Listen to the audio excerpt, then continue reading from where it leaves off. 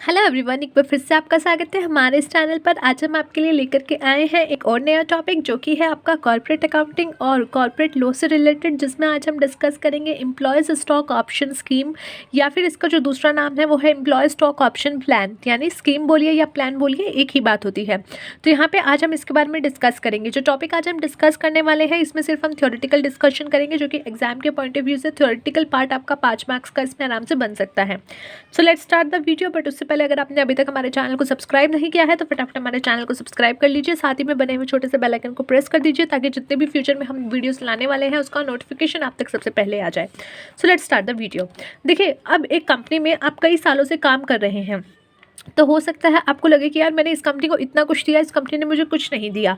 तो इसीलिए इसी लिहाज को देख करके क्या हुआ, ये एम्प्लॉय स्टॉक ऑप्शन स्कीम को जो है एक ऐसे नज़रिए से देखा गया कि एम्प्लॉय जो आपके लिए बहुत काम करते हैं उनको एक बेनिफिट के रूप में दिया जाए, ताकि वो भी कंपनी के शेयर्स खरीद सके डिस्काउंटेड वैल्यू पे।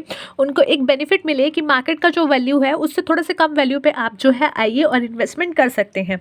So as per section 62 subsection 1 and clause B, a company can make a further issue of shares to its employees under a scheme of employees stock option after passing a special resolution and complying with the prescribed condition। क्या बोला गया है? Section 62 subsection 1 and clause B of what of companies law, जो है आपका company का जो law है, कंपनीज जो एक्ट है, उसके तहत इस सेक्शन में ये बात बोली गई है कि एक कंपनी क्या कर सकती है, फर्दर इशू यानी कि एक होता है आपका IPO यानी इनिशियल पब्लिक ऑफर, एंड आपका नेक्स्ट होता है फर्दर पब्लिक ऑफर FPO। तो यानी कि IPO कब होता है, जब आप पहली बार अपनी कंपनी के जो है शेयर्स मार्केट में ला रहे हो, और फर्दर कब होता है, जब पहले जो है पहले आपका हो चुका है, फर्स्ट टाइम हो चुका है, उसके बाद जब आप ये काम कर रहे हो तो that is your further issue. यानी बाद में भी इशू करते रहते हो, that is your further issue. तो जब फर्दर इशू जो है कंपनी कर सकती है अपने एम्प्लॉयज़ के लिए, एम्प्लॉयज़ को इसके तहत एक स्कीम के तहत, जहाँ पे एम्प्लॉयज़ को एक ऑप्शन मिलता है कि वो आए और अपना कंपनी में पैसा लगाएं और उसके शेयर्स खरीदें।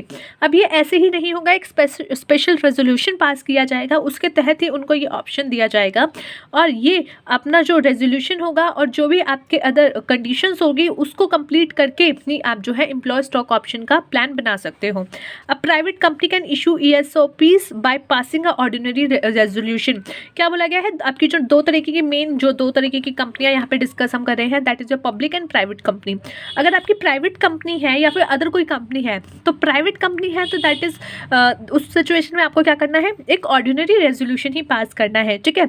और अगर प्राइवेट कंपनी नहीं है, दूसरी कंपनीज है, then you have to pass a special resolution for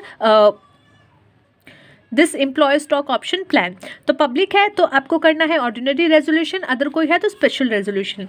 employ stock option scheme involves the issue of share at a discount. यहाँ पे क्या होता है कि जो आप इशू कर रहे हो शेयर्स, वो आपका डिस्काउंट पे होगा as compare to market price. यानी कि मार्केट में अगर 100 रुपये का प्राइस है तो आप उनको 100 से नीचे ही दोगे।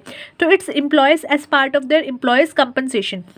अब ये क्यों किया जाता है, ताकि एम्प्लॉयज़ ने जो आपके लिए काम किया है उसका एक और तरीके से उनको part of their employees contribution मिल सके, कि आपने हमारे लिए इतना काम किया, इतनी मेहनत की, तो आपको हम जो है एक तरीके से जो है एक तरीके से आपको कंपनसेट कर रहे हैं इस चीज़ के लिए।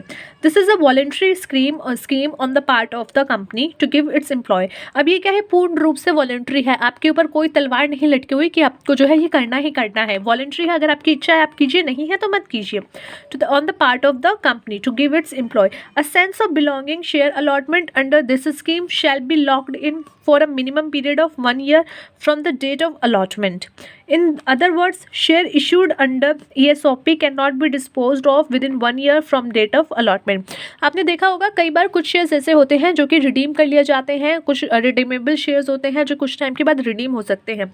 तो अगर आपने उस कैटेगरी के शेयर्स डाले हैं या कुछ ऐसे कैटेगरी के शेयर डाले हैं जिसको आप रिडीम कर सकते हो या बायबैक करने की सोच रहे हो, तो ये चीज़ आपको ध्यान रखनी पड़ेगी कि आप जो है ESOP के तहत जो भी शेयर्स आप इशू कर रहे हो वो आप 1 साल के अंदर उसको डिस्पोज नहीं कर सकते। एटलीस्ट आपको 1 साल तक उनके जो है उनको एम्प्लॉयज़ के पास रहने देना होगा, उनको उसके पास रहने देना होगा, उससे पहले आप डिस्पोज नहीं कर सकते। अगर आपको डिस्पोज करना है तो आपको एटलीस्ट 1 साल का वेट करना पड़ेगा। तो ये था आज का छोटा सा टॉपिक जिसमें हमने डिस्कस किया about ESOP, employ stock option plan या एम्प्लॉय स्टॉक ऑप्शन स्कीम। मिलते हैं नेक्स्ट वीडियो में एक अगले टॉपिक के साथ। तब तक के लिए take care of yourself and take care of your health.